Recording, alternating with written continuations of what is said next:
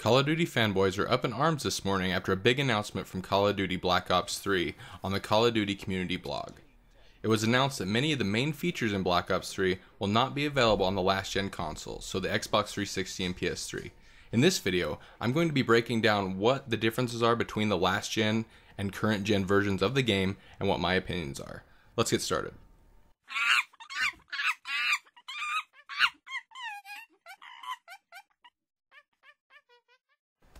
So what exactly is missing on the previous gen consoles? Let's go ahead and break it down.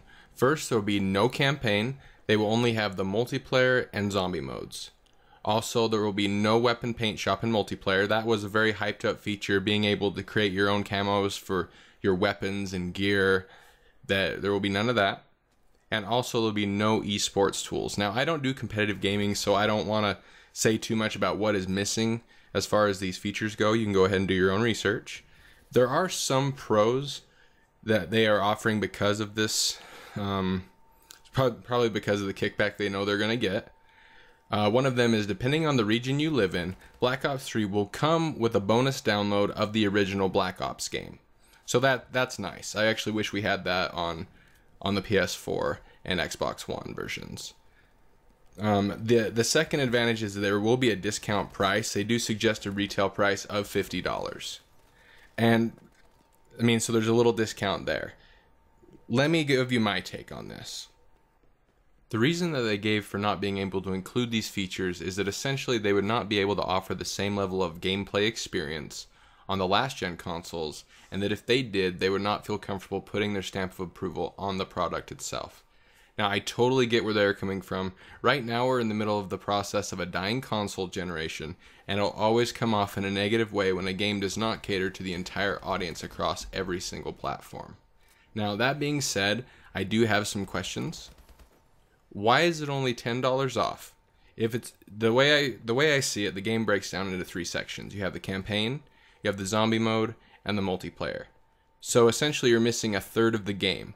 The game is $60. Shouldn't that be $40 if it's a discount price? Where does 50 come from? They're still going to be doing the 4 DLC packs as far as we know, which are always $15 a piece, as always, and this has nothing to do with the campaign. Another alternative that came across my mind was, why not split it into 2 discs? A game such as Battlefield 4 came with a campaign disc and then a multiplayer disc.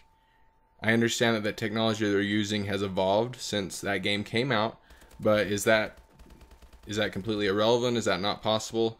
I would just like to know why. Regardless of the announcement today, it does also beg the question, will future Call of Duty games be exclusively on current gen or next gen, and if so, will other game franchises follow suit? So let's look at it this way. If Call of Duty is willing to force fans into a new generation of consoles despite having such a huge fan base, what is to stop other studios from doing the same thing, such as Bethesda, Square Enix, and so on? And lastly, will this boost console sales or result in more pre-order cancellations? We'll just have to wait and see.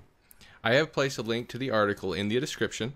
Let me know what your thoughts are and what the future holds for the franchise. For more news, reviews, and walkthroughs, please like and subscribe.